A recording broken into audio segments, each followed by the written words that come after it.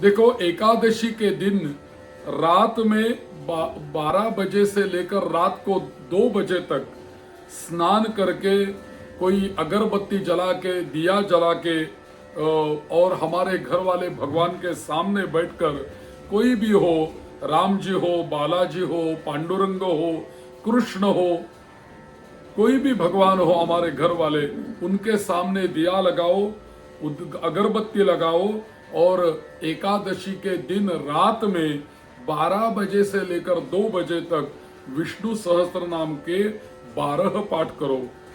और ऐसा हर एकादशी को हम करते रहेंगे तो हमें भगवान विष्णु साक्षात दर्शन दे सकते हैं, उनका दर्शन हो सकता है, ऐसा कहा गया है।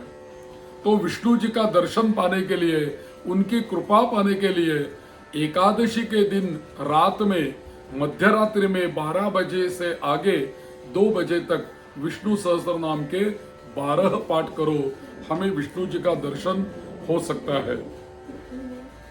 यदि हम 40 दिन हर रोज द्वादश संख्यात्मक यानी 12 बार विष्णु सहस्त्र नाम का पाठ करेंगे 40 दिन तक, तो हमें ऐसे पाठ करने से, ऐसा अनुष्ठान करने से, जो कोई जीवन में अशक्य होगा वो शक्य हो सकता है। जो कोई हमें अशक्य प्राय लगता है वो शक्य प्राय होने लगता है। जो कोई होगा ही नहीं ऐसा लगता है वो होने लगता है। विष्णु जी की कृपा हमेशा के लिए हमें प्राप्त हो सकती है। इसके लिए 40 दिन तक हर दिन 12 बार विष्णु सहस्त्र नाम का पाठ अवश्य करें। यदि हमारे पास तुलसी के पत्ते हैं, तुलसी का कोई पौधा है, हम तुलसी के पत्ते लेकर आ सकते हैं। तो विष्णु सहस्त्र नाम में एक सहस्त्र नाम विष्णु जी के आते हैं, तो हर एक पत्ता एक एक नाम से यदि हम विष्णु जी को चढ़ाएंगे, यदि हमारे पास घर में कोई बाल कृष्ण की मूर्ति हो, यदि कोई नारायण जी की मूर्ति हो, तो उसके ऊपर यदि हम एक एक नाम से एक एक पत्ता तुलसी का चढ़ाएंगे, उसी का अर्चन करेंगे, सहस्र नाम से सहस्र अर्चन करेंगे, तो क्या मिलेगा? तो उसका बहुत उत्तम अनुभूति हमें आ सकती है, उत्तम अनुभव हमें प्राप्त हो सकता है। और भी हमारे यहाँ जैसे कि जाप करने का महत्व है, श्रवण करने का महत्व है। मेरे चैनल के ऊपर मैंने खुद उच्चारण किया हुआ विष्णु सहस्त्र नाम नामावली भी है और विष्णु सहस्त्र नाम स्तोत्रम भी है। ये जरूर आप श्रवण कर सकते हैं।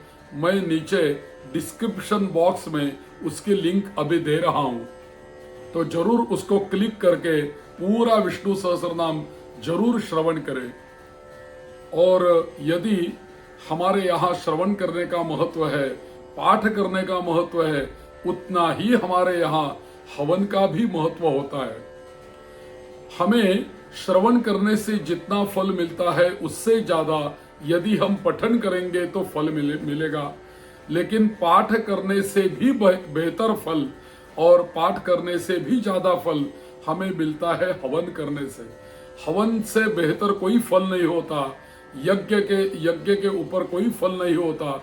यदि कोई भी मंत्र लेकर हम उसके मंत्र के उच्चारण से यदि हम अग्नि में आहुति देंगे, यज्ञ करेंगे, तो उसका बहुत बड़ा फल हमें प्राप्त हो सकता है। तो जरूर साल में एक बार या मास में एक बार जरूर विष्णु सहस्त्र नाम का होम करो। विष्णु सहस्त्र नाम के होम करने के लिए क्या लेना चाहिए? तो तिल जो होता है वो तिल, उसी तिल को, काले तिल हो या सफेद वाले तिल हो या लाल रंग के तिल हो, कोई भी तिल हो, तो तिल को थोड़ा सा गाय का घी लगा के उसका हवन यदि हम करेंगे तो हमें बहुत सारे अच्छे फल भगवान विष्णु जी के द्वारा मिल सकते हैं। और तिल का हवन करने से हमारा पाप नष्ट हो सकता है। तिल का हवन करने से हमारे पितरों की तृप्ति हो सकती है, क्योंकि श्राद्ध में हमेशा तिल का इस्तेमाल करते हैं, तो तिल का हवन बहुत उचित होता है। तो जिनको सहज बनेगा तो अवश्य हवन करें, विष्णु सहस्त्र नाम का हवन करें। जैसे कि विष्णवे नमः स्वाहा, वषट्काराय नमः स्वाहा, भूत भव्य भवत प्रभवे नमः स्वाहा, ऐसा एक एक नाम उच्चारण करके उसकी आहुति देनी चाहिए, अग्नि प्रज्वलित करके। लेकिन यदि हवन करना हो तो अपने आप हम हवन नहीं कर सकते, कोई भी हमें हवन करना हो तो उसके लिए अच्छे पंडित जी की आवश्यकता होती है। ब्राह्मणों के द्वारा उसका संकल्प करके फिर ब्राह्मणों की सहायता लेके हवन करना चाहिए, ताकि हमें उसका हर दिन का अनुभव नहीं रहता। अग्नि कैसे प्रज्वलित करना है, धुआं कैसे कम हो सकता है, या तो आहुति कैसी दी जाती है, हर नाम के ऊपर आहुति अग्नि में जाती है या नहीं जाती है, यह सभी के ऊपर ध्यान पंडित जी का रहता है, कोई ब्राह्मण का रहता है। तो यदि हमारे कोई गुरुजी हो, पंडित जी हो, ब्राह्मण हो, तो उनको बुला के उनके द्वारा संकल्प करके हवन करना ही उचित होता है। तो हवन का बड़ा ही महत्व है। तो जरूर और जरूर मास में एक बार या साल में एक बार विष्णु सहस्त्र नाम का होम अवश्य हर घर में होना चाहिए। उससे बहुत सारे हमारे वास्तु दोष, ग्रह दोष, पितृ दोष ये कम हो सकते हैं। हमारे घर में बाल कृष्ण जी की मूर्ति होती है, तो बाल कृष्ण जी की जो मूर्ति होती है उसी के ऊपर हम तुलसी अर्चना कर सकते हैं। और कोई ऐसा एक साधु ने या संत ने मुझे बताया था कि यदि बाल कृष्ण जी को चढ़ाई हुई तुलसी का पत्ता कोई बोलने में जिस लड़के को या लड़की को, बालक को दिक्कत होती है, तो उन्हें हर दिन एक एक पत्ता देंगे विष्णु जी के ऊपर चढ़ाया हुआ, तो वाणी के दोष कम हो सकते हैं।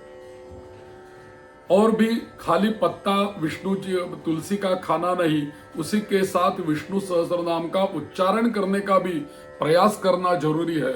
यदि किसी को वाणी की दिक्कत है तो वाणी का अच्छा उच्चारण के लिए विष्णु सहस्त्र नाम का पाठ उचित होता है।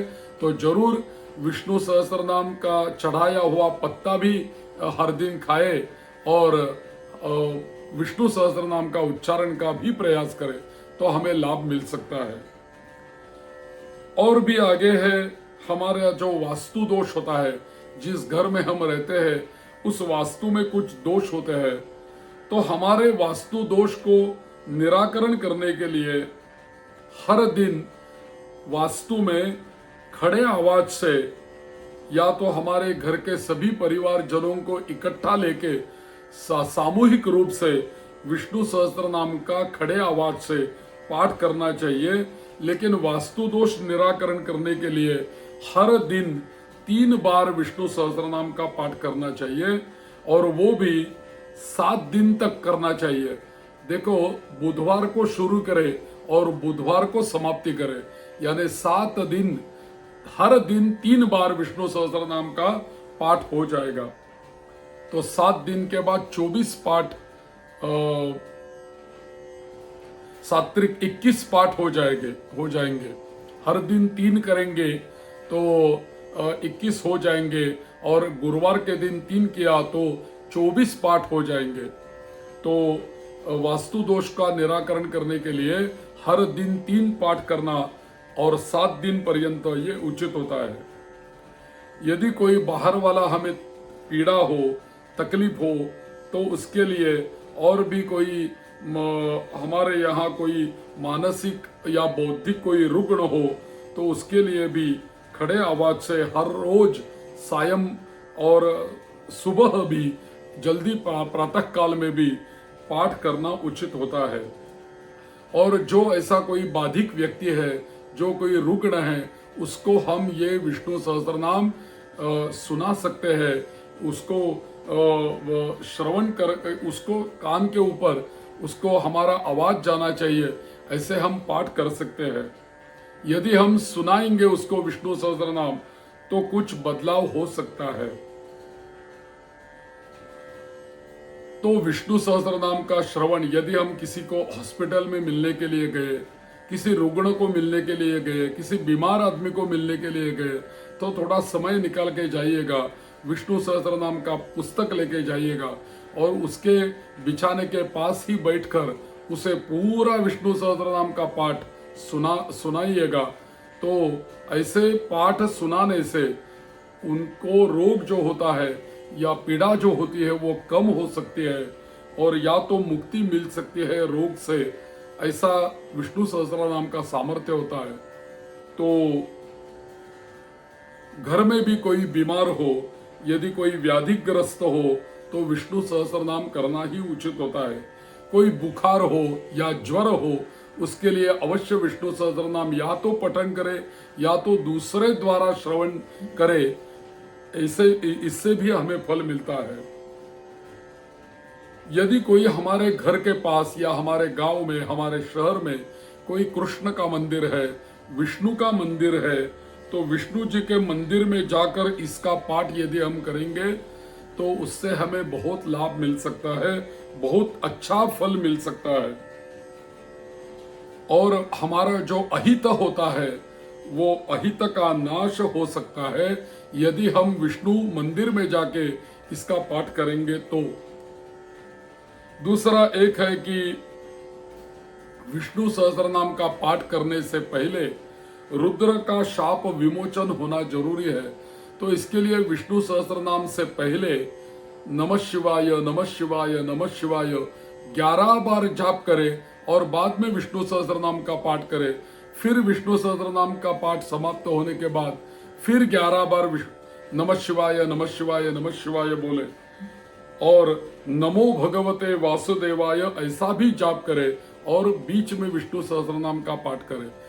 पहले नमः शिवाय, बाद में नमो भगवते वासुदेवाय, इन दोनों मंत्रों का जाप करके बाद में विष्णु सहस्त्रनाम स्तोत्रम का पाठ करना और अंत में भी फिर इन मंत्रों का जाप करना।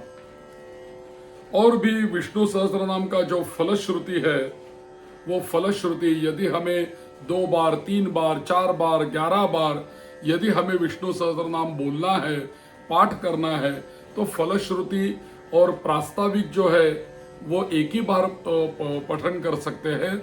और बीच वाला जो विश्वम विष्णुर्वषट्कारो भूत भव्य पवत भवत प्रभु, इससे लेके पूरे 108 श्लोक हम पाठ कर सकते हैं। ज्यादा संख्या में यदि हम जप कर रहे हैं तो हर पाठ के लिए फलश्रुति बोलना उचित नहीं होता। फलश्रुति एक ही बार लास्ट वाले आवर्तन में बोलेंगे तो चलेगा और पहला प्रास्ताविक जो होता है वो पहले वाले आवर्तन में बोलेंगे तो अच्छा रहेगा। तो इस स्तोत्र का पाठ करने से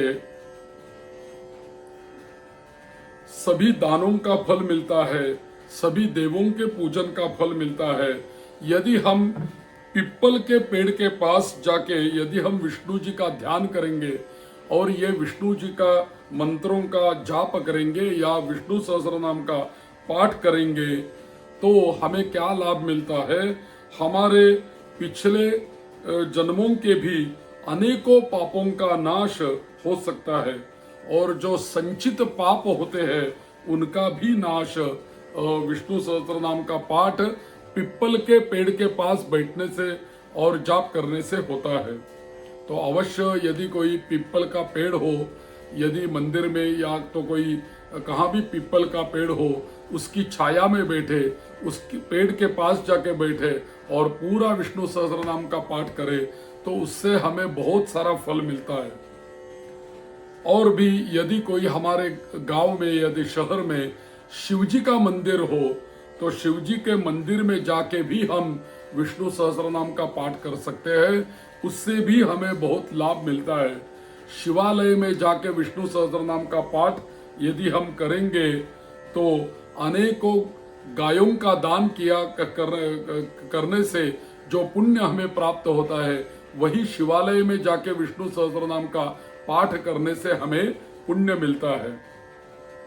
और मोक्ष की प्राप्ति के लिए ऐसा भी कहा है कि शिवजी के मंदिर में जाके विष्णु सहस्त्रनाम पाठ करो या तो तुलसी का वन होता है वहां जाके बैठो और तुलसी के पेड़ के पास बैठकर या तुलसी के पौधे के पास बैठकर विष्णु सहस्त्रनाम पाठ अवश्य करें, उससे भी हमें ज्यादा लाभ मिल सकता है।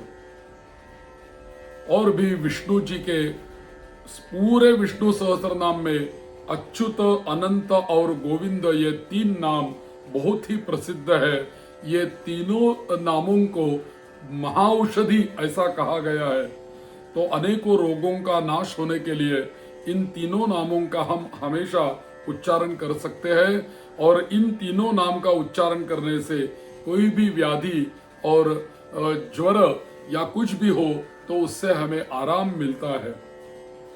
अपना कोई भी काम हो और हम घर से निकल रहे हैं काम के लिए, तो घर में बाहर निकलते समय अपने जो दहीली होती है उसके बाहर जाते समय यदि हम अपना दाहिना पांव रखेंगे और 4 बार नारायण नारायण नारायण इसका नाम उच्चारण करके यदि हम घर से बाहर निकलेंगे तो क्या होगा, हमें कोई भी काम जो हमारा होगा उस काम में, कार्य में हमें विष्णु जी की कृपा से यश की प्राप्ति होगी, यश मिलेगा, काम संपन्न होगा और सफल हो जाएगा।